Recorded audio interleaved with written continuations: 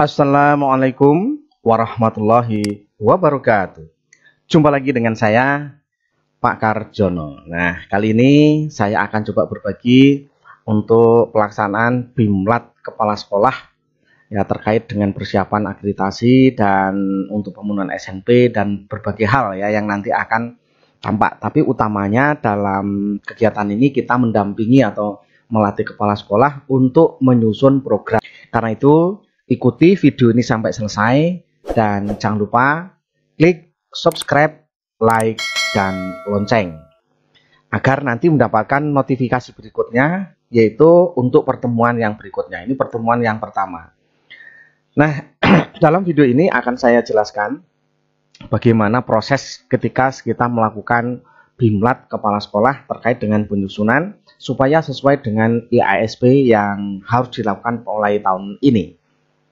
Baik, ada beberapa peraturan perundang-undangan yang harus dipahami oleh kepala sekolah. Yang pertama adalah di Permendikbud nomor 13 tahun 2007 tentang standar kepala sekolah. Nah, ini supaya dipahami ya, yang isinya diantaranya kualifikasi ya, harus S1, kemudian waktu diangkat sebagai kepala sekolah berusia setinggi-tingginya 56 tahun. Memiliki pengalaman mengajar sekurang-kurangnya 5 tahun ya. Kemudian memiliki pangkat serendah-rendahnya 3C. Walaupun banyak ini ada pelanggaran-pelanggaran yang dilakukan oleh mungkin di beberapa daerah ya, ada yang diangkat tidak memenuhi syarat tapi diangkat. Nah, kemudian yang kedua adalah ICM. ICM itu adalah salah satu ketentuan yang sekarang.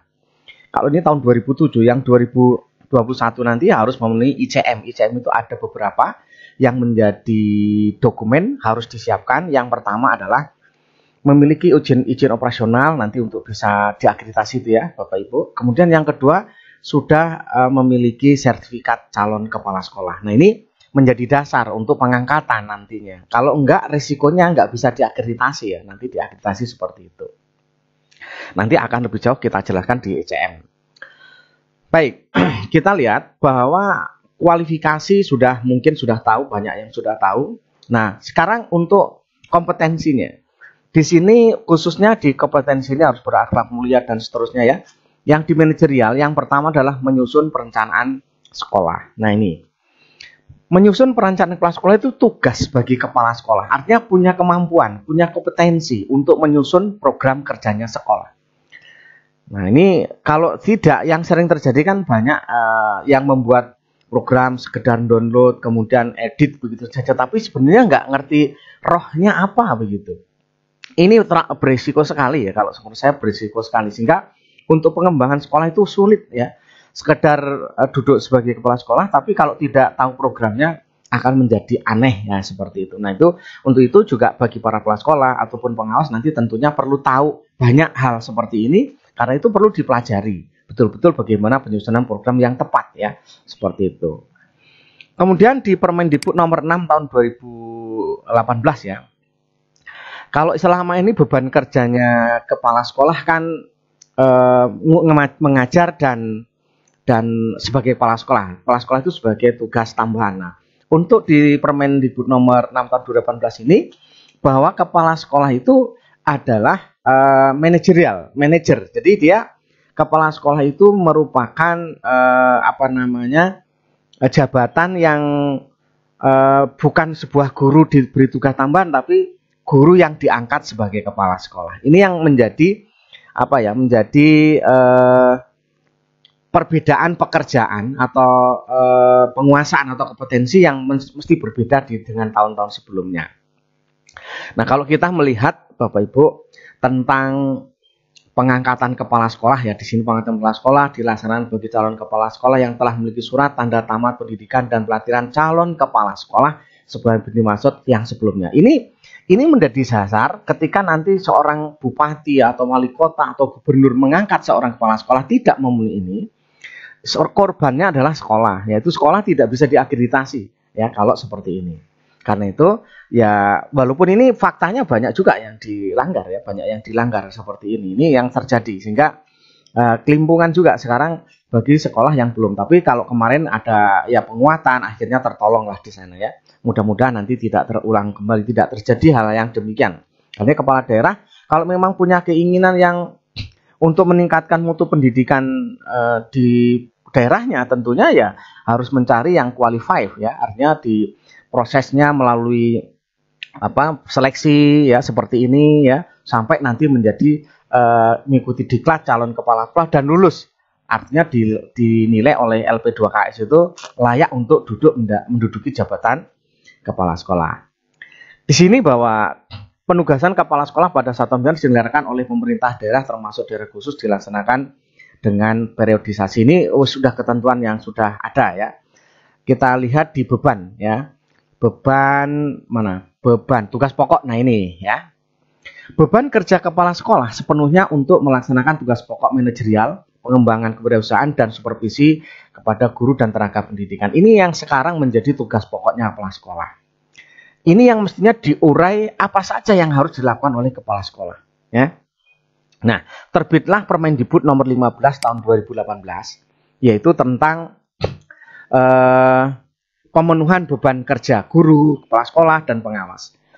Di sini, di dalam pasal 15 kalau tidak salah ya, di pasal 15, disanakan ketentuan lebih lanjut, oh ini bukan di pasal ya, oh yang di lampiran. Nah ini di lampiran rincian tugas tambahan lain bagi guru yang ekvivalen dan seterusnya sudah ada di sini sebagai wali kelas. Nah ini nanti bagi kepala sekolah harus tahu betul.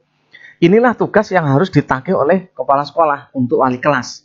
Nanti bentuknya ini harus ada surat tugas, program dan jadwal kegiatan, laporan hasil kegiatan semua ya. Itu akan ditagih oleh kepala sekolah. Mestinya begitu sebagai laporan pertanggungjawaban. Pembina OSIS juga demikian, sudah ada aturannya, apa yang harus dilakukan, apa yang harus dilaporkan, ya, semua sudah ada. Pembina ekskul juga demikian, sudah disiapkan. Itu di peraturan pendidikan ya, di Permendikbud ya, sudah jelas.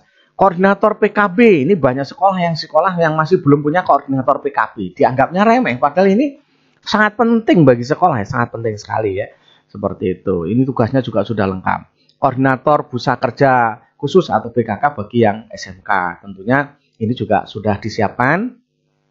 Kemudian ketua lembaga sertifikasi profesi pihak pertama atau LSP, PI, P1 ya, itu sudah ada juga. Kemudian penilaian kinerja guru itu juga ada tugasnya. Tugasnya apa saja sudah ditentukan di sini. Kemudian pengurus organisasi bagi yang jadi ketua ya, itu untuk guru. Nah, untuk yang kepala sekolah ini sudah jelas. Untuk merencanakan, yang pertama manajerial, merencanakan program. Jadi harus membuat program. Kepala sekolah itu harus membuat program. Apa saja yang harus diprogramkan, ya? Itu. Kemudian mengelola standar nasional atau SNP, itu di manajerial.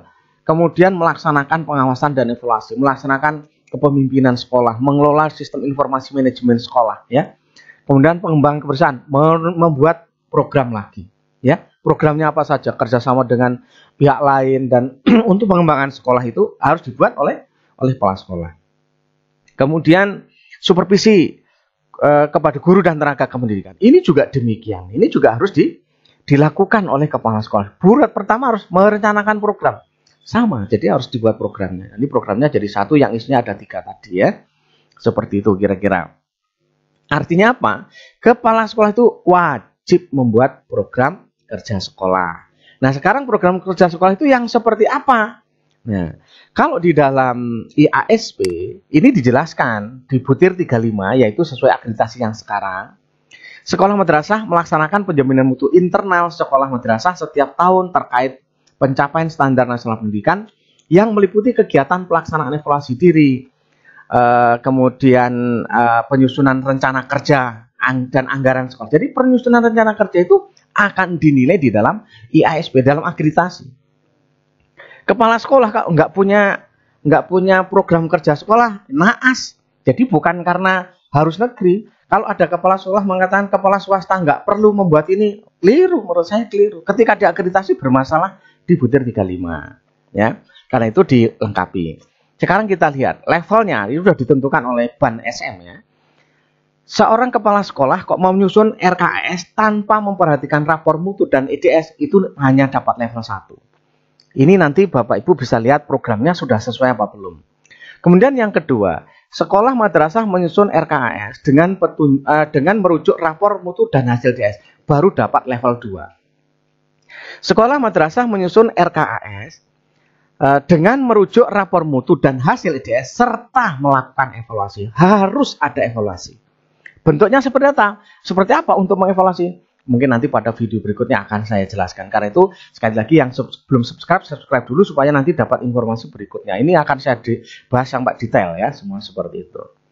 Jadi untuk dapat level 3 itu harus ada sesuai mengacu raport mutu, kemudian sesuai dengan EDS, kemudian ada evaluasi yang tahun sebelumnya. Untuk langkah tahun ini itu kita berdasarkan tahun sebelumnya. Apa yang sudah berjalan dan apa yang belum berjalan. Nah, seperti itu. Di sini juga menjadi catatan, rapor mutu ini juga menjadi kendala ternyata. Mungkin nanti dari pihak Ban SM atau mungkin dari GTK ya, mungkin ini perlu dievaluasi.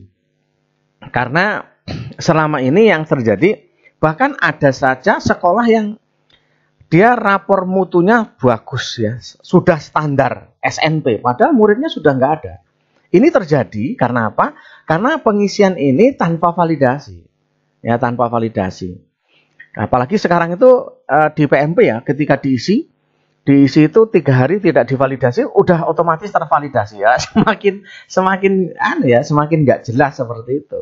Ini fakta ya yang terjadi. Jadi evaluasi mestinya nggak bisa seperti itu. Benar-benar divalidasi oleh pihak yang terkait, yang tepat, sehingga nanti hasilnya akan menjadi konkret ya, apa adanya gitu.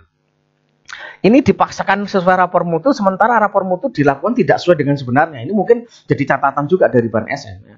Kalau memaksakan seperti ini bagi sekolah yang memang rapor mutunya sesuai dengan kondisi sebenarnya, nah ini ya sangat bagus ya, sangat bagus. Tapi kalau enggak akan jadi masalah. Ini fakta artinya. Kalau dari kawan-kawan cerita ya, kebetulan saya ada grup di hampir di seluruh provinsi, ada kawan grup ya di seluruh Indonesia. Itu laporannya sama ternyata ya. Jadi bahwa rapor mutu itu nilainya besar-besar, tidak sesuai dengan fakta yang ada. Nah, ini yang terjadi. Ini mudah-mudahan nanti tidak terjadi berikutnya ya. Karena harus mengacu ini rapor mutu sementara tidak sesuai dengan kondisi real. Ini kan tidak tepat ya. Kemudian untuk mendapatkan level 4.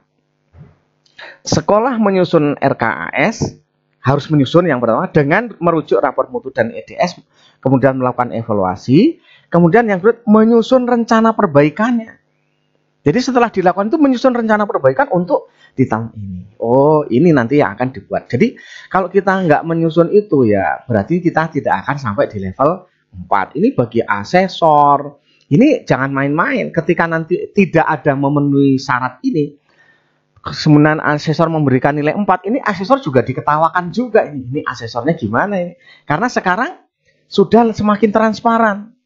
Semua dokumen ini bisa dilihat oleh orang lain karena diupload di Sispena. Sehingga pembuktiannya akan malu sendiri asesor memberikan nilai 4 seandainya ini faktanya tidak sesuai. Ini bagi asesor akan merasa malu sendiri nanti pada saatnya ya. Seperti itu. Karena itu benar-benar harus dipersiapkan. Ya, ini artinya baik asesor maupun pengawas atau kepala sekolah, apalagi yang paling berkepentingan di sini kepala sekolah untuk siap-siap penyiapannya kan begitu.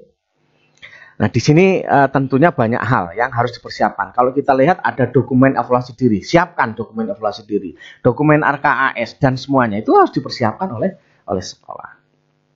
Nah, sekarang bagaimana kalau kita untuk menyusun program kerja sekolah ini? Nah, maka kita buka di buku panduan kerja. Panduan kerja kepala sekolah sudah dituntun, Bapak Ibu, sudah dituntun secara detail di sini ya. Nah, ini alhamdulillah artinya sudah banyak yang sudah disiapkan ya. Untuk menyusun program, tentu yang paling pertama dipersiapkan adalah visi dan misi. Ini tentu Bapak Ibu ya. Tugas pokoknya ini seperti ini, menyusun visi dan misi, menyusun struktur dan seterusnya ya, silahkan. Jadi menyusun visi dan misi. Menyusun visi dan misi itu ya harus sesuai dengan kondisi sekolahnya ya. Sekolah yang mungkin pada prinsipnya sarannya kurang lengkap ya toh, bahkan mungkin listrik aja nggak ada, di situ visinya muluk-muluk misalkan, itu juga nggak tepat ya. istilahnya kok apa ya, sesuatu yang tidak mungkin terjangkau ya. Kalau disarankan ya buat visi misi ya sesuai dengan kondisi real, kira-kira targetnya nanti bisa tercapai apa gitu ya. Ini berwawasan global sementara nggak ada listrik, nggak ada internet, itu menjadi tidak tepat ya seperti itu. Karena itu benar-benar harus dianalisis ya untuk membuat itu. Karena itu di sini kan disyaratkan untuk menyusun visi ini, di sini ada SKT pengembang, notulen rapat, ada daftar hadir rapat, dokumen visi misi. Ini tim pengembang ini siapa saja yang terlibat. Pertama adalah kepala sekolah, wakil kepala sekolah, guru, tenaga admin, kemudian komite sekolah, orang tua, para pemangku kepentingan, ini yang ikut menyusun. Sementara ini ada visi dari tahun DAL sampai tahun MAU, masih itu saja itu. Ada, tidak pernah dianalisis sama sekali. Ini menjadi sesuatu yang aneh ya. Nah ini mestinya dianalisis, ini seperti berdasarkan analisis SWOT ya. Apa sih yang ada di kita, apa yang memungkinkan kita lakukan, nah itu seperti itu. Ya, kemudian setelah ada visi misi, baru bisa menyusun program. Nah, seperti apa program yang harus dibuat? Di sini juga sudah dijelaskan bahwa untuk menyusun program nanti EDS-nya, contohnya ini ya, sebelum itu kan menyusun program harus EDS tadi ya di sana ya, di IASP tadi ya, harus menyusun EDS. Nah, ini kita lihat bagaimana menyusun EDS. Nah, nanti seperti ini. Nah, ada indikator yang akan dicapai apa. Di sini kita lihat instrumen EDS yang digunakan dalam pengembangan pembelajaran ini diberikan dalam bentuk Excel misalkan, dan seterusnya. Ini contoh ya. Kita bisa menggunakan Google Spreadsheet dan lain sebagainya. Tapi konteksnya ada isinya ini. Jadi ada indikator, kriteria, kemudian aktualisasi. Kalau saya menyebutnya itu bukti yang teridentifikasi, kemudian level atau nilai, kemudian alternatif rekomendasinya. Kita lihat seperti ini. Kolom 1 nomor indikator. Kalau kita mengacu pada SNP, sekarang ngikut-ngikutnya adalah di IASP, karena ketentuan untuk penilaian akreditasi adalah di IASP sekarang. Ya, jadi harus berubah, tidak bisa ngikutin yang ada di sini, tidak bisa. Pasti akan ketinggalan sendiri. Karena itu Bapak Ibu harus membuat. Nanti saya coba jelaskan sedikit bagaimana cara pembuatannya. Kemudian indikator. Indikator ini yang dikembangkan dari Standar Nasional Pendidikan. Jadi dari IASP indikatornya. Jangan kita ngarang, tidak sesuai kalau kita ngarang. Padahal di IASP sudah jelas apa yang harus ada. Kemudian berikutnya kriteria. Kriteria itu yang dikembangkan dari deskriptor yang mengacu pada SP. Artinya syarat-syarat apa saja sih untuk bisa mencapai indikator ini apa saja. Nah gitu ya. Kemudian berikutnya adalah aktualisasi. Di sini adalah aktualisasi satuan pendidikan dalam pemenuhan kriteria masing-masing indikator. Artinya ketika kriterianya ada 10, sekolah ini sudah memenuhi berapa dari 10 itu. Kalau memenuhinya 3, nanti lihat di level. Lihat di level, masuk mana? Oh, masuk ke 2, tinggal checklist 2. Seperti itu kira-kira. Sehingga nanti akan tahu kenapa 2. Ini rekomendasinya kurang ini, kurang itu, kurang itu. Itu sebagai rekomendasi untuk memenuhi ya ASW seperti yang diminta di sini. Di ASW ini ya. Nah, seperti itu. Ini EDS. Nah, nanti bisa Bapak Ibu bisa lihat membuat. Saya coba kemarin mengajak kepala sekolah untuk membuat seperti itu, ya. Nah, ini kita udah nggak bisa pakai ini karena jelas-jelas kita sudah berbeda ya ISP. Kemudian untuk menyusun programnya. Nah, ini yang menjadi tugas kepala sekolah. Bapak Ibu di sini dijelaskan sistematika dokumen tertulis RKJM itu jangka menengah yang untuk 4 tahun. Isinya sudah jelas, latar belakang, landasan hukum, tujuan, manfaat, ya toh? Kemudian bab 2 profil sekolah terkait menguraikan tentang profil sekolah, visi, misi, tujuan dan seterusnya, ya kan? Bab 3 proses penyusunan RKJM-nya seperti apa diuraikan di sana. Bab 4 rencana kerjanya, setelah itu rencana kerja dalam 4 tahun itu apa saja dan penutup. Jelas seperti ini. Itu yang harus dibuat oleh kepala sekolah. Kemudian bagaimana program tahunannya? Program tahun atau RKT. RKT itu sebenarnya gandengannya dengan RKAS. Udah dipastikan ya, karena rencana kerjanya apa, anggarannya berapa. Nah, seperti itu. Ini untuk tahunannya. Di sini ditentukan ya, isinya apa? Nanti lihat di sini. Bab 1 latar belakang dan seterusnya sudah jelas isinya seperti itu. Nanti dibuat aja seperti ini, nggak usah ngarang. Sudah ada panduannya. Hanya isinya tentunya mungkin ini karena mengacunya belum sesuai IASP bisa jadi berbeda. Contohnya di sini RKS yang diminta dengan itu berbeda. Kalau kita melihat dari peraturan perundang-undangannya, jadi memang nanti tetap akan terbagi dalam 8 standar, sementara di IASP ini tidak 8 standar, hanya ada 4 komponen ya, 4 komponen utamanya. Dan di sana tidak, kalau yang kita tidak bisa memahami betul, kita nggak tahu ini sebenarnya masuk dalam standar yang mana. Tapi ingat bahwa di IASP itu sebenarnya isinya adalah 8 standar. Hanya Bapak Ibu nanti perlu mengurai gitu. Nah, sebagai contoh Bapak Ibu, kalau Bapak Ibu nanti sudah mau membuat ini, saran saya sebelum membuat program itu Bapak Ibu urai dulu, atau yang katakanlah bedah IASP, mulai bab butir 1 sampai butir 35. Silahkan dibedah, isinya apa, maunya apa, supaya nanti ketika ditanya sesuai dengan IASP, ketika dinilai akan menjadi bagus karena faktanya seperti itu. Nah, kebetulan kemarin saya mendampingi salah satu sekolah binaan saya. Alhamdulillah dapat A ya toh. Dapat A. Karena memang kita juga harus bedah dulu supaya kita tahu apa yang dibidik itu apa. Karena kalau sekarang kan performan, kalau dokumen nggak bisa mengandalkan dokumen, tidak bisa. Jadi kita harus performan sekolah itu harus dibuat yang sebaik mungkin. Nah, seperti itu kira-kira ya. Nah, ini kalau dokumen jelas nanti harus ada apa saja. Kalau ini sudah saya coba menyiapkan Bapak Ibu, kalau saya sebagai pengawas menyiapkan program tahunan ini dalam bentuk di Google Drive. Ini mungkin bisa kalau kawan-kawan mau ngikut silahkan. Program pengawasan isinya ada pembinaan guru, isinya ada pemantauan, ada penilaian kinerja guru, ada evaluasi, ada dan seterusnya. Sampai jadwal semua lengkap ada di sana. Ya, karya di sini saya di sasaran saya dalam tahun ini yang saya buat sasaran SKP saya adalah ini ya, yang menjadi sasaran saya. Tapi tentunya berbeda-beda dengan yang lain ya. Seperti apa nanti karya tulis ilmiah, kalau memang tahun ini nggak buat ya nggak diisi ya. Karya inovatif saya sudah membuat dan sudah saya siapkan. Karya inovatif, karya ilmiah juga sudah saya siapkan ya, seperti itu. Kemudian di sini BIMLAT ya. Nah, ini tadi yang saya sampaikan adalah materi BIMLAT. Saya siapkan di sini. Nah, klik di sini.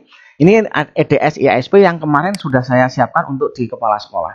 Kepala sekolah lah yang saya minta untuk membedah sendiri. Karena kalau yang membedah saya, semakin tidak jelas nanti kepala sekolah itu. Maka saya minta untuk dibedah masing-masing. Butir 1. Indikatornya kita ambil indikator yang di level 4. Level 4 ini indikator yang akan kita ambil ya. Kalau saya seperti itu. Indikator itu ambil yang level 4. Nah, ini kita lihat Bapak Ibu. Level 4. Nah, karena capaiannya yang tertinggi adalah level 4. Nah, jadi kita indikator yang akan kita capai ya level 4 ini yang akan kita ambil. Kemudian setelah kita ambil level 4 tadi di indikator, kriterianya apa saja yang harus ada. Nah, ini saya ngambil yang 35 kebetulan yang mengerjakan saya ya. Begitu, contohnya begini. Pertama, kriterianya harus ada evaluasi diri berdasarkan raport mutu sekolah. Harus ada.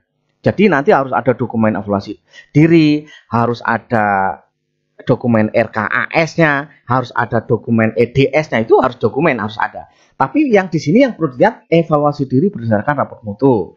Kemudian penyelarasan antara RKAS dengan hasil EDS itu yang diminta oleh IASP, harus begitu. Kemudian program perbaikan berkelanjutan berdasarkan rekomendasi yang dilakukan sebelumnya. Itu akan memudahkan nanti Bapak Ibu ketika membuat program ya, tentunya akan seperti itu ya, gitu. Nah, ini ya.